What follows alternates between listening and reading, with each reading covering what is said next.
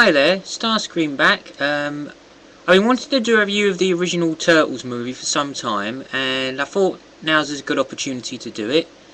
Yeah, it's a difficult one. I remember seeing the cartoon as a child, or a kid actually, and I remember the huge popularity and buzz that was going on at the time. This is coming up for about 89. 90, so I'm going to consider it an 80s film, and it is so 80s. From the very start of it in New York, the close-up of the taxis, the moving through the sewers, the manhole covers, the buildings, the smoke, everything about it was just quintessentially 80s. I can't really think of a film that established it more. When I compare this film in the likes of, when you think of the 80s as to Ghostbusters, when you look back at the Ghostbusters, you think that is so 80s, what was going on. And you could call it pop culture, I suppose, a bit like Transformers and along those lines. As we know, Turtles was one of the very last cartoons which was putting that style of genre, i.e. with cartoons like He-Man, Thundercats, Transformers, G.I. Joe. It was one of the last great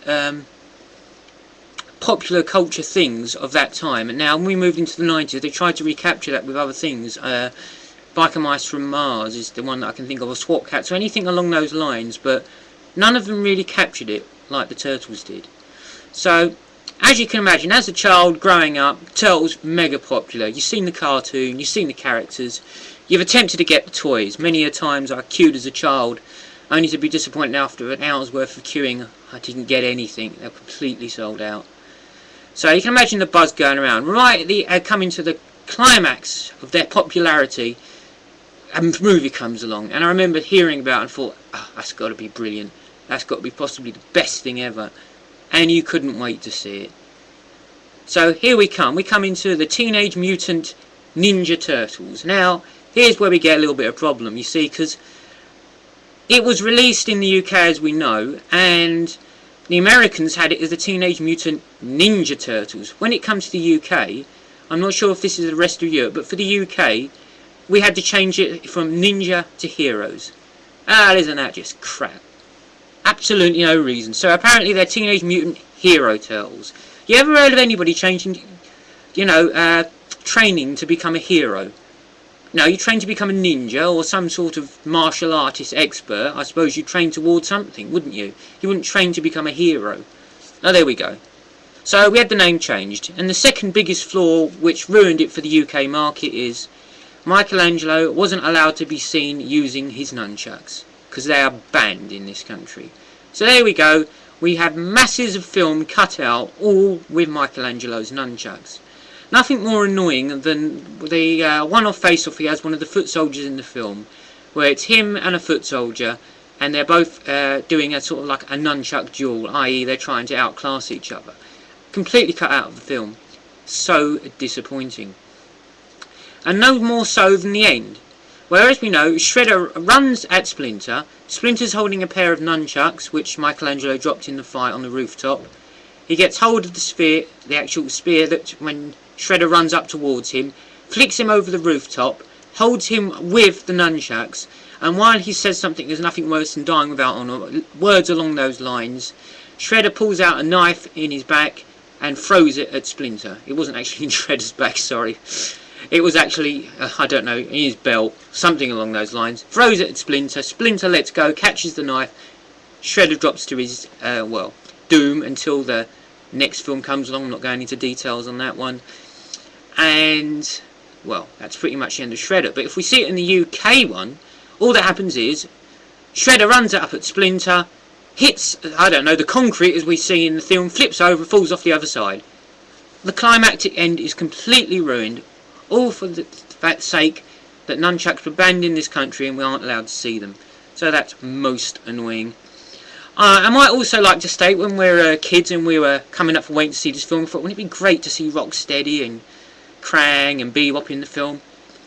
I'm afraid that was another unfortunate flaw in the film. I wouldn't call it a flaw, even though I just did, so I'm contradicting myself. It's a shame, because the original writers of Teenage Mutant Ninja Turtles, I think it was Eastman and Lloyd's, I think it was Kevin Eastman and Peter Lloyd, if I remember, some names along those lines. The actual Bebop, Rocksteady and the actual name Krang and the characters were owned by the cartoon series, so we weren't actually able to see them in the movie. They were basing it on the original graphic novels that they wrote. So unfortunately, because they were owned by the cartoon company or the rights, we weren't ever allowed to see them in a movie adaptation, which is a shame. Really would have been nice. But as you said, we've got some real classic characters in it. We have Shredder, we've got Casey Jones, who was always cool, we've got April O'Neil, we have Splinter, we have the Four Turtles, obviously, without saying. So, I mean, the characters, they were there. We had the Foot Clan, yeah. We had what we really needed to make a good film, and I think they really did a good job with it. The fight scenes are good. The jokes are corny. I can't dispute that. And I look back on it now as I'm older and I go, ooh, I kind of cringe, but yeah, you've got to appreciate it when you saw it as a kid, and the time it come out, it was brilliant. The music was unsurpassing. The biggest thing I thought in the film was the opening sequence, where we got the opening here, we've got April O'Neil talking. Well, we're assuming it's April. And we're building up. We're talking about the crime. We're seeing the crime wave committed. We're only assuming that it's something to do with the Foot or Shredder or Krang or something along those lines. So the music's building up. And as we're finding more and more things, more criminal activity, the music is building up and building up. And we're going to a crescendo here now. And then we get the nice bit of guitar riff going on. And then it pans down. And then we see somebody leaving from Channel 3. Now, as we know, in the cartoon, it was Channel 6. But Channel 3, Channel 6, we're splitting hairs now. And we see the news reporter leaving, and she's wearing a yellow trench coat. So, there's no prizing for guessing here. It's going to be April, isn't it? And she's jumped by some muggers as she's going. And we don't see the turtles yet. No. We see the lights smashed out, and we can clearly identify that's Raphael's side. And then we cut out again, we hear the turtles flashing around, the light comes back on, there's April sitting on the floor, all the jumpers, people that are going to mug her, they're all tied up, and we see a sewer drain pop up, we see one of the turtles' heads, we're guessing it's Raphael because he goes, damn, and we're assuming it's because he's just lost his sight. Then we pan back down, and we're going down now, we're waiting to see the turtles now, this is going to be great, the turtles are coming. And then the caption comes up for Teenage Mutant Ninja Turtles. I thought, excellent. And then it comes away, and there they are. First time on a movie. Live action. Now, that was something that really impressive seeing at the cinema as a kid. And it's something that, the film, I can still look back now, and I can still watch it. I still think it's class. The music, as I mentioned before, I think just added something to the film, and I thought it made it.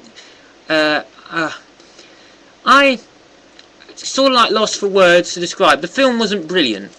Don't get me by any means, it's not a superb film, but it's great. And when I watch it nowadays, it's still watchable. It's still a good watch. I mean, Ghostbusters, if you're going to look at another 80s film which I mentioned, is probably a better film. It's a classier film.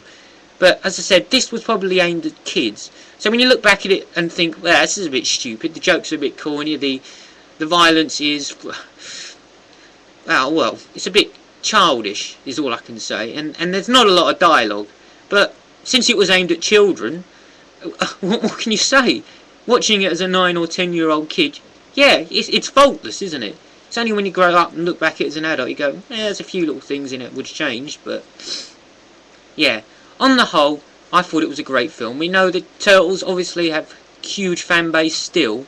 I mean, they haven't been able to quite recreate it in the 90s and the 2000s that we're in now, but they've just done a CGI film, so it shows there's people out there that still like it, and there's a whole new toy line. So you can't complain, can you? Anyway, that's me.